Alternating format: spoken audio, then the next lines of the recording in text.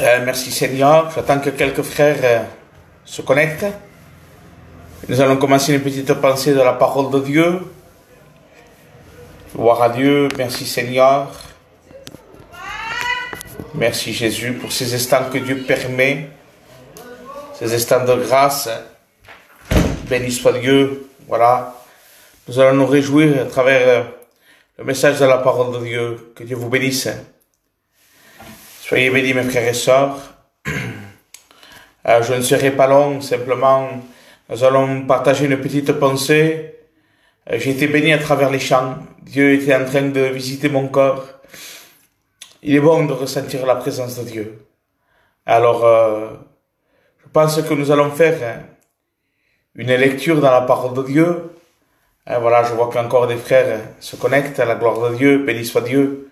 Que Dieu vous bénisse.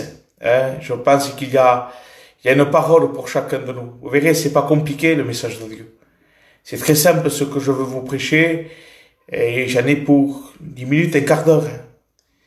Mais Dieu veut parler dans ton cœur, béni soit Dieu. Alors, nous allons écouter un verset de la parole de Dieu, béni soit Dieu. Ce verset se trouve, le titre de ma pensée est celle-ci, et Dieu est un Dieu d'ordre. Béni soit Dieu. Dieu est un Dieu d'ordre. Et Genèse chapitre 1 du verset 1, vous connaissez le texte, la plupart. Le texte dit, au commencement, Dieu créa les cieux et la terre. La terre était informe et vide. Et il y avait des ténèbres sur la surface de l'abîme, béni soit son Saint-Nom. La version Martin dira, la terre était sans forme. La version Derby dira, la terre était chaos. Chaos signifie dans le désordre, dans un désordre grave. En grec, cela veut dire fracassé. Et fracassé, c'est quelqu'un qui a reçu des coups. C'est quelqu'un qui a été frappé. C'est quelqu'un qui a été abattu. Et la version dira, la terre était fracassée. Chaos veut dire aussi destruction. La terre était en destruction. La terre était en ruine. Et veut dire aussi, la terre était dans le désordre. Oui, mes amis, mes frères et sœurs, la terre était dans le désordre. Pourquoi il y a eu ce désordre? Comme si Dieu aurait créé les choses imparfaites. Laissez-moi vous dire que tout ce que Dieu fait, il le fait à la perfection. Et nous pouvons voir à travers ce texte, il est dit que la terre était informe et vide. Oui, pourquoi, Seigneur? Parce qu'il nous est dit, le texte dit ainsi, parce qu'il y avait des ténèbres sur la surface de l'abîme. Oui, mes frères et sœurs, celui qui cause tout ça, laissez-moi vous dire, celui qui vient, n'est-ce pas, mettre le désordre, mettre la ruine, comme je vous ai dit, mettre le chaos dans notre vie, c'est l'ennemi de notre âme. Et puis il était là, vous savez, il a mis tout dans le désordre, mais je bénis son Saint-Nom, parce que 1 Jean 3,8 dira que le Fils de l'homme a été manifesté, afin de détruire les œuvres du diable. Alors peut-être ta vie a été touchée, ton foyer est bouleversé, et ballotté de chaque côté. La tempête se lève dans ta maison. L'angoisse saisit ton corps. Ah, ta maison qui allait si bien est en train de se dégrader. Même le foyer de tes enfants, vraiment, tu es dans une tempête, dans ce inconfort où vraiment tu te sens pas confortable. Tu dors pas de la nuit parce qu'il a semé le désordre dans ta vie. Laisse-moi te dire quelque chose. Au nom de Jésus. 1 Jean 3,8 dira, le Fils de Dieu a été manifesté afin de détruire les œuvres du diable. Oui, et Jésus, il est celui qui peut venir à ton secours. Mon ami, peut-être nous avons vécu une vie pendant un temps, nous avons vécu notre vie comme bon nous semblait de la vivre. Certains marchaient un peu avec Dieu, mais ils étaient mélangés avec le monde. Et là, peut-être on dirait que tu en payes un peu les conséquences. Tu dis, comment faire? Il est vrai que tout cela m'arrive. Pourtant, il me semblait d'être ordonné, oui, à tes yeux, à ton regard, mais pas au regard de Dieu. Au regard de Dieu, la Bible dit que le regard de Dieu est plus perçant que celui de l'aigle. Dieu, il voit ton cœur, il voit ta vie, il voit ce que tu pouvais faire, il voit ton degré spirituel. Et Dieu t'appelle à la communion, t'appelle à grandir avec lui. Et cependant, tu étais tellement préoccupé par les choses de ce monde que Dieu a permis ce confinement. Dieu a permis que tu t'isoles afin que tu puisses retrouver ton degré spirituel. Laisse-moi te dire une parole, mon frère, ma sœur. Oui, même toi qui es chrétien, il peut arriver parfois, par la négligence, que le désordre s'installe dans notre maison. Et j'ai un exemple. Je vais vous citer quelqu'un qui vivait une vie de désordre, parce que le désordre a des conséquences. Le désordre a un salaire. Quand nous vivons une vie de désordre, tôt ou tard, eh bien, les masques vont tomber. Et puis, nous sommes désolés. Et là, nous n'avons pas d'issue. Mais heureusement que nous avons un Dieu qui est très grand. Béni soit Dieu. Cet exemple se trouve dans 2 Rois au chapitre 20. La Bible nous parle d'un homme de Dieu, un grand roi, Ézéchias. Ce roi Ézéchias était un roi de renommée. La Bible dit qu'il n'y a pas eu ni avant ni après de tel roi comme Ézéchias. Ézéchias, mes frères et sœurs, mes amis, c'était un homme de Dieu. C'était un homme admiré par Dieu. Les gens voulaient ressembler à Ézéchias. Et puis cet homme Ézéchias, il y avait quelque chose de caché, que les hommes ne voyaient pas. Ils l'avaient vu. Et là, cet homme Ézéchias, un jour, il va passer dans une situation, je ne sais pas le temps qu'il va vivre dans ce désordre, mais puis Dieu a pourvu un jour où il s'est révélé, où il est allé interrompre ce roi, en lui disant, par l'intermédiaire d'Ésaïe, Ésaïe va voir Ézéchias, et dis-lui la recommandation que je lui fais. Et Ésaïe va rentrer dans ce palais royal, et il va voir Ézéchias, il va dire, Ézéchias, donne des ordres à ta maison. Ah oui, donne des ordres à ta maison.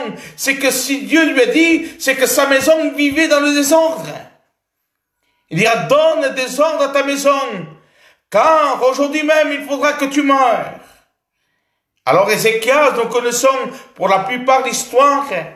Qu'est-ce qu'il va faire? Devant cette situation, il a vécu le désordre pendant un temps, et puis un moment, Dieu l'a laissé comme ça, mais puis un moment, Dieu a mis un frein, a mis un stop dans sa vie.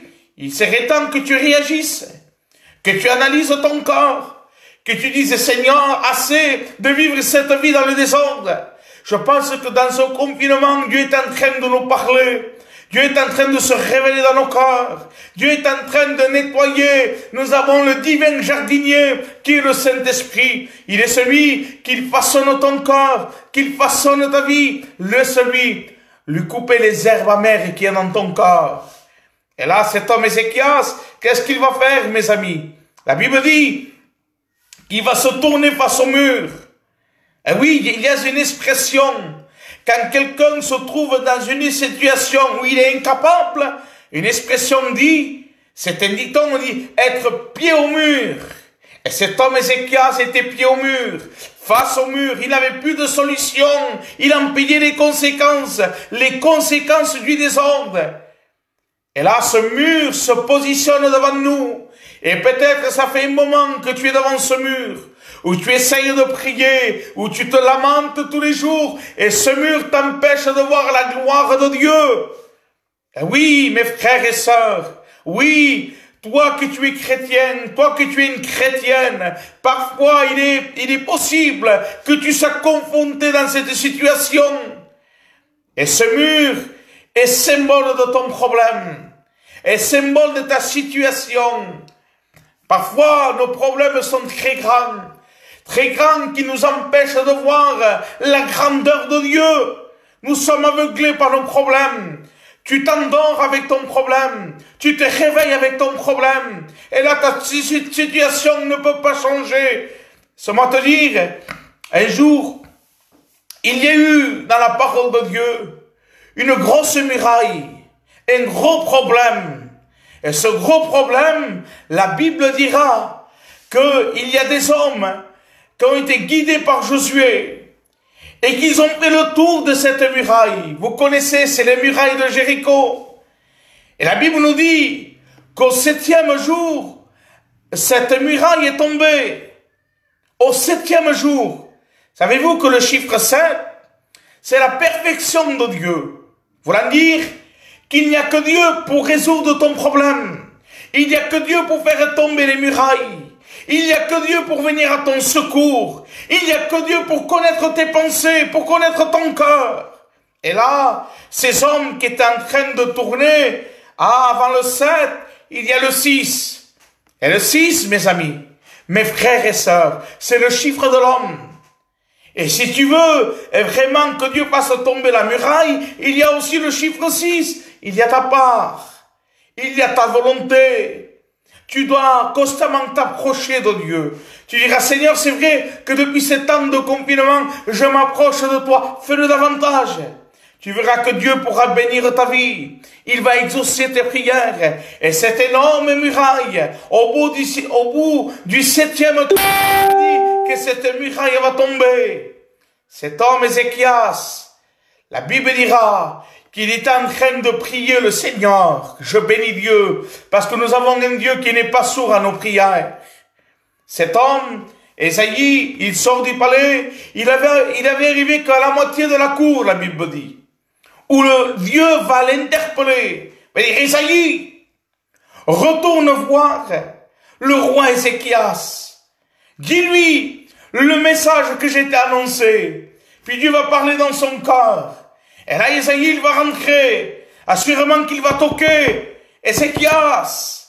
Ah, son cœur devait trembler. Son cœur devait être dans la crainte, dans la peur. Il était touché par la mort. La mort de Dieu sur lui. Et rien de plus terrible. Personne ne peut y échapper. Et parfois, nous avons des gros problèmes.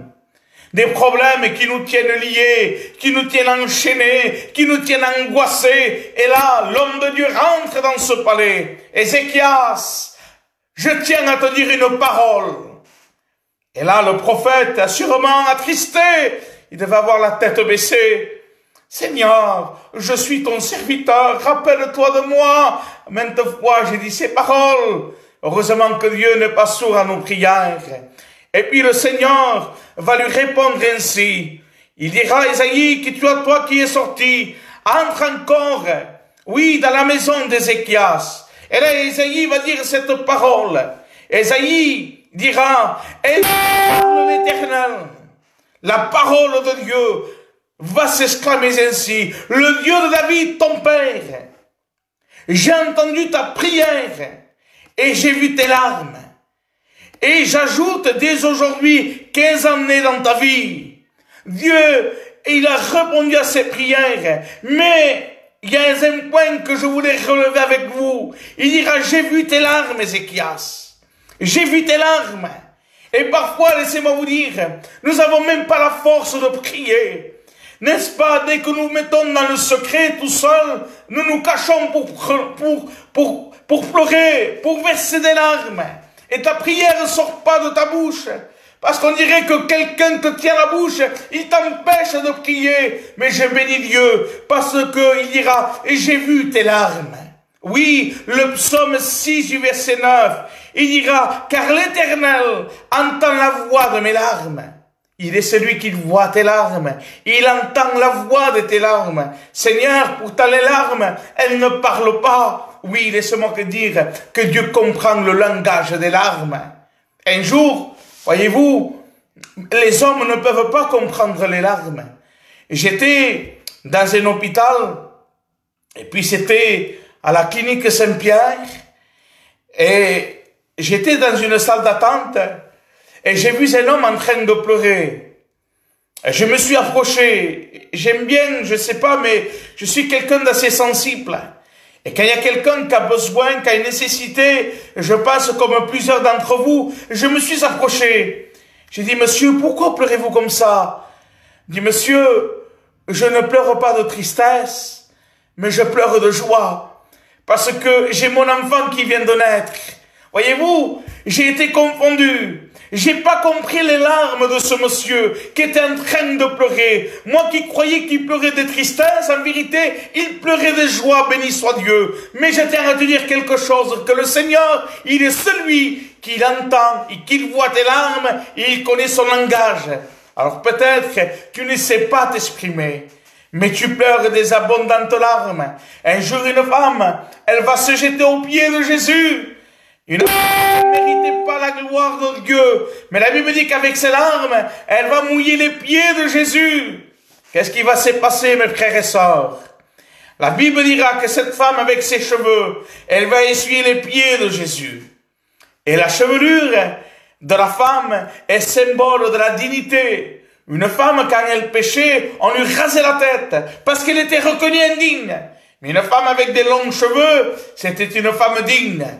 Et peut-être tu te sens indigne, mais si tu viens au pied de Jésus et tu déverses des larmes, non des larmes comme on dit dans le monde, des larmes de crocodile, des larmes mensongères, mais des véritables larmes, comme cette femme Marthe, en train de pleurer. Ici, mon frère ne sait pas.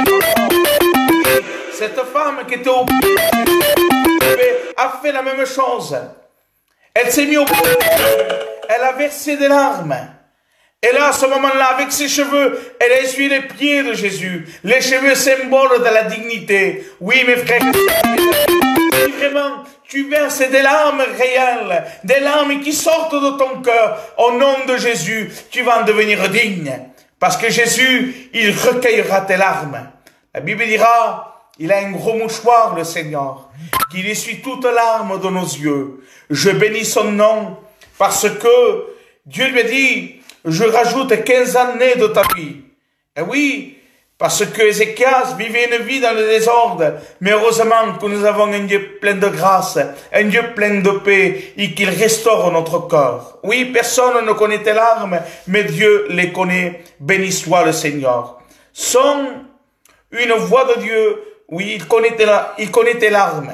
Nous avons un autre exemple de quelqu'un qui vivait des miracles qui s'est produit, mais il y a eu deux conditions avant que Dieu puisse se manifester. La Bible dira dans le livre d'Ézéchiel, au chapitre 37, dit que la main de l'Éternel saisit Ézéchiel et il le transporte vers une vision. Et là, Ézéchiel, qu'est-ce qu'il voit? Il voit une vallée. Et cette vallée était remplie d'ossements.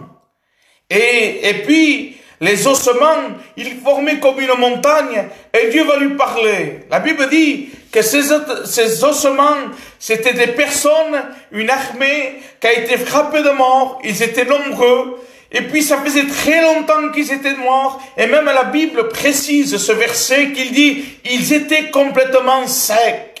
C'est-à-dire, il n'y avait plus de solution. Il n'y avait rien à faire. Ils n'étaient pas morts depuis quelques heures, mais ça faisait bien longtemps, jusqu'à temps que ces os étaient desséchés. Dieu va parler à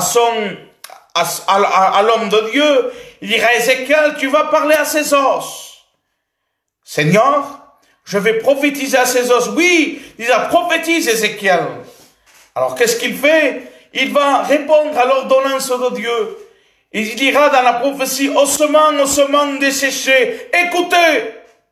Seigneur, pourtant, vous comprenez comme moi, que des ossements, ils n'ont pas d'oreilles, ils n'ont pas de tympan, ils ne peuvent pas entendre une voix audible. Oui, mais pour la voix des hommes, laisse-moi te dire que ton problème, tant que tu vas essayer de le chasser, il va être sourd. Tant qu'il n'y a pas cette onction de Dieu dans ta vie, ce torrent de Dieu dans ton cœur qui peut balayer ton problème, il va subsister toujours.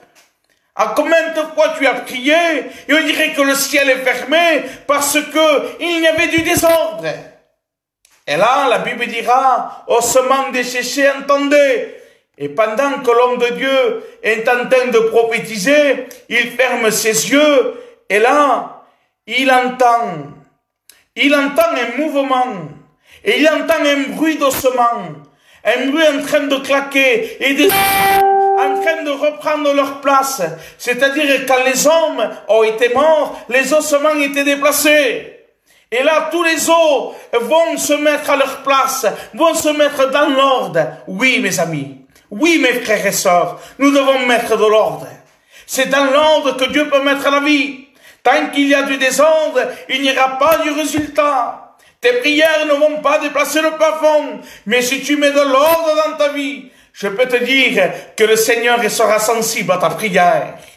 Et là, une fois qu'il y a l'ordre, que les os sont mis à sa place, il demande à la chair de venir, au nerf de venir. Et là, il dira, esprit des 4 vents, souffle. Il dit que ces hommes se sont réveillés. Ils ont formé une très grande armée à la gloire du Seigneur. Béni soit son nom. Ézéchiel chapitre 37, la vallée des ossements. Oui, Dieu a mis de l'ordre avant de restaurer. Et seulement te dire, tu veux que Dieu restaure ton corps? Laisse-le d'abord mettre de l'ordre dans ta vie. Je pense qu'il y a une contrepartie. Il y a toi et Dieu. Tu dois mettre de ta volonté, tu sais ce que tu dois régler avec Dieu. Ce moment de confinement nous servent à avoir la perfection avec Dieu, à se perfectionner devant Dieu. Et je pense plus que jamais, nous avons besoin de se perfectionner dans la présence de Dieu. Béni soit son nom. J'aimerais vous dire un dernier exemple. Et je passe au cours, je finis encore 5 minutes. Vous dire que la Bible nous parle d'un homme, au livre de Marc, au chapitre 5, d'un homme qui était possédé. Et la Bible dit que cet homme, il se maîtrisait son corps avec des pierres. Et oui, quand quelqu'un vit dans le désordre, il vit dans le péché, automatiquement. Alors, il n'est pas maître de lui-même. Parce que quand on vit dans le désordre, on n'est pas dirigé. La Bible dira, on ne peut pas suivre 2 maîtres à la fois. Et oui, quand c'est pas Dieu, il y a quelqu'un qui vient, comme la Bible dit, et il dit que les ténèbres se mouvaient sur la surface des eaux. Il vient, il s'infiltre, il met le désordre dans ta vie. Alors cet homme vivait dans le désordre complet, il maîtrisait son corps, qu'est-ce qu'il faisait? La Bible dit qu'il l'avait pour demeure. Oui, des sépulcres. Il dormait dans des cimetières. Quand tu vis dans le désordre, tu es dans le terrain de la mort, j'ai marqué. Tu n'as pas la vie. Et la vie, elle s'appelle Jésus. Oui, la vie, la véritable vie, ce n'est pas la vie que tu mènes, c'est la vie qui est auprès de Dieu. Je bénis Dieu parce qu'un Jean 5,12, il dira, celui qui a le Fils, il a la vie. Oui, béni soit sa grâce, parce qu'en Jésus, nous avons la vie. Et en plus, cet homme qui était possédé, la Bible dira qu'il était possédé de 5 à 6 000 démons. Oui, parce que si le châtiment qui lui est réservé, le châtiment qui nous était réservé est tombé sur lui, béni soit Dieu. Et lui, il est venu à... Cet homme vivait une vie dans le désordre, mais un jour, il va rencontrer Jésus. Dans sa vie, qui était dans le désordre, personne n'aurait misé sur lui. Peut-être certains l'auraient destiné à mourir comme ça, cet homme. Mais un jour, je bénis Dieu, parce que Jésus est passé dans sa vie. Et nous connaissons l'histoire. Jésus a chassé les démons qui ont parti dans les pourceaux. Et la Bible dit un point très important. Je passe l'histoire, mais vous dire que Dieu est celui qui peut mettre de l'ordre dans ta vie. Oui, au verset 15, il nous dira, ils virent le démoniaque, celui qui avait eu la légion, assis, vêtu et dans son bon sens. Dieu, il est celui qui peut mettre de l'ordre dans ta vie. Peut-être ta vie est désordonnée, tu n'arrives pas, personne ne te comprend, tu n'arrives pas à semer l'ordre dans ton foyer, dans ta maison, mais je tiens à te dire, fais appel à Jésus. Il est celui qui peut mettre l'ordre dans ta maison, béni soit Dieu. 1 Corinthiens 14, 33 dira, car Dieu est un Dieu de désordre, mais il est un Dieu de paix. Oui, le Seigneur, quand il met l'ordre, il met la paix dans ton cœur. Il y a un témoignage qui dit qu'un jour, il y avait une femme qui était assez ordonnée. Puis cette femme, elle va faire un repas, elle va inviter un pasteur manger chez elle. Cette femme était ordonnée par les tâches quotidiennes.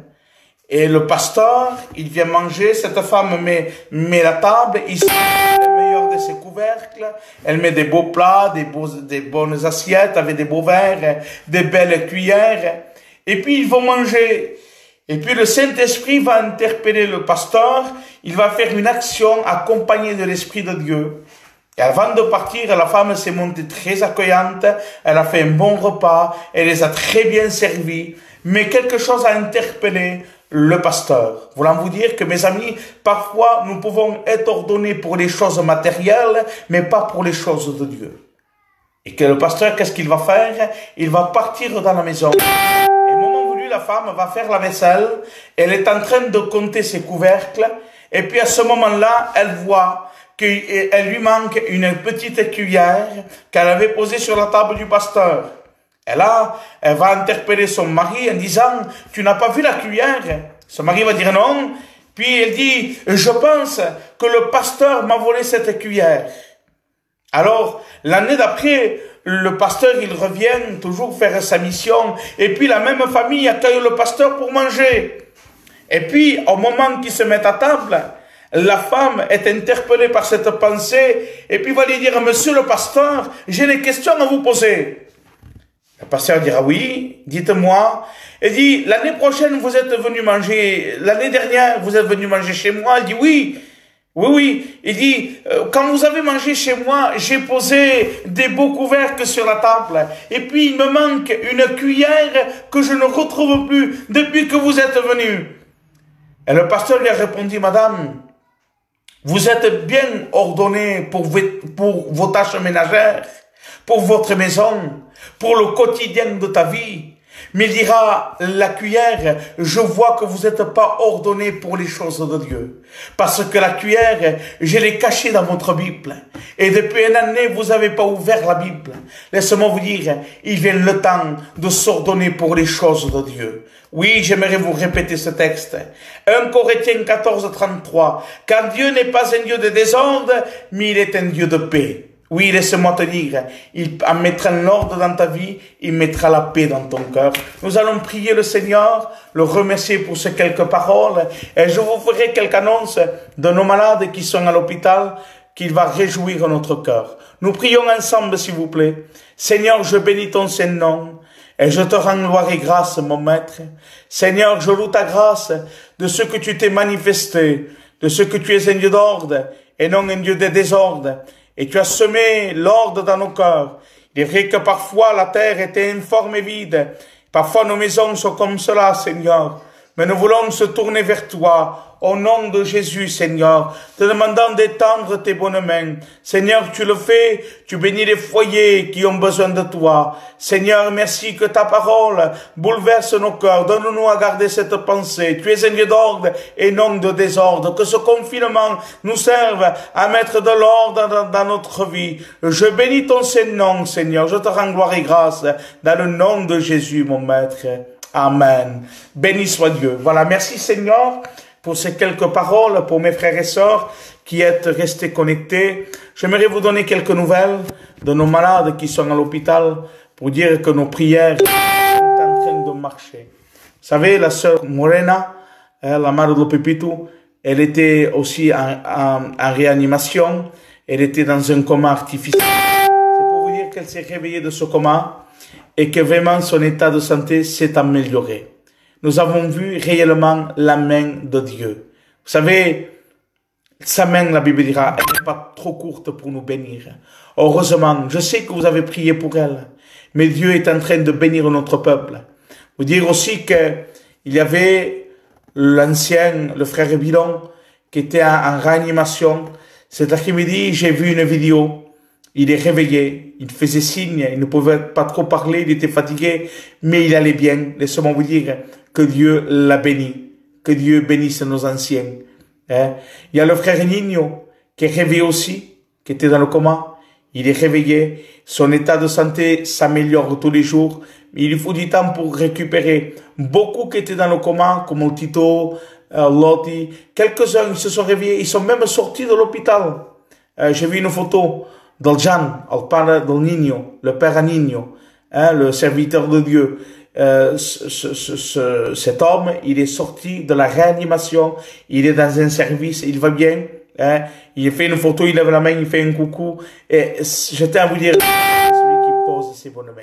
Continuons à prier pour nos malades. D'ailleurs, avant de vous laisser, j'aimerais prier pour les malades, pour ceux qui sont souffrants. Il n'y a pas que nous, il y a des gens qui ne sont pas de la communauté, et qui ont besoin de la grâce de Dieu. Il y a des gens qui ne sont pas atteints par ce virus et qui ont aussi besoin de la grâce de Dieu. Alors, nous allons prier le Seigneur tous ensemble, s'il vous plaît. Nous allons prier pour nos malades, demandant que Dieu agisse. Et Dieu va nos cœurs, même si je ne cite pas de nom, Dieu connaît toutes choses. Nous prions ensemble. Je bénis ton nom, Seigneur, et je te rends gloire et grâce. À combien dans cette soirée, Seigneur, je vais te présenter nos malades devant toi. Te remerciant d'abord, Seigneur, pour les résultats de nos prières, pour nos malades qui ont été guéris, qui ont sorti de la réanimation de ce coma. Seigneur, je bénis ton Saint-Nom. Je veux te placer en particulier au Padre del Silvano, chez nous, te demandant d'étendre tes bonnes mains, de bénir sa vie, Seigneur, vraiment de restaurer. C'est vrai que la terre était informe et vide et tu l'as restaurée, Seigneur. Tu peux restaurer son corps. Tu règles ce qui ne va pas au nom de Jésus. La Bible dira, par les maîtressures de ton corps, les malades sont guéris, Seigneur, te demandant d'étendre tes bonnes mains, s'il te plaît, au nom de Jésus. Je te prie pour les autres malades. Bénis dans tes mains, Seigneur, s'il te plaît. Accorde-nous cette grâce. Seigneur, continue à nous assister pendant ces moments de détresse. Il est vrai que nous sommes persécutés. Nous avons des gros problèmes, mais nous avons aussi un grand Dieu. Et ce grand Dieu était avec chacun de nous. Tu diras dans ta parole, si je suis avec vous, qui sera contre vous? Seigneur, nous voulons donner vie à ta parole. La croire, la faire vivre par le moyen de la foi. Et la foi rentre en action. Et cette foi fait me voir ton bras au nom de Jésus. S'il te plaît, tu étends tes bonnes mains pour la gloire de ton nom, Seigneur. Amen. Voilà, béni soit Dieu. Je vous dis le programme. Aujourd'hui, on est dimanche. Voilà, j'ai prêché parce que le frère qui devait prêcher n'a pas pu prêcher. Voilà pourquoi. Sinon, je me garde de prêcher. Je laisse la place au frère. Demain, c'est le frère Michel Gomez de Marseille, le chanteur Michel Gomez. C'est lui qui fait la réunion. Il chante, il prêche. Il nous fera la réunion en direct à 20h. Alors, tous mes amis, soyez connectés. Faites-vous porte-parole. Envoyez des messages. Que les gens se connectent. C'est un frère que ça fait longtemps qu'il n'est pas venu chez nous à Perpignan. C'était l'ancien néné qu'il avait invité. Puis maintenant, il va nous apporter le conseil de Dieu demain. Mardi, alors laissez-moi y réfléchir. Mardi, ça c'est le frère, normalement le frère Billy Sabas. Voilà, qui nous apportera le conseil de Dieu. Mercredi, c'est le frère Paul de la fille. Et Dieu voulant, jeudi, il y aura le frère Yanis Gauthier aussi. Et on aura ensuite le frère Dino de Revel. Cette semaine, on aura un beau programme à la gloire de Dieu. Alors, priez, ne vous arrêtez pas dans vos prières. Et je vous donne rendez-vous demain. Que Dieu vous bénisse.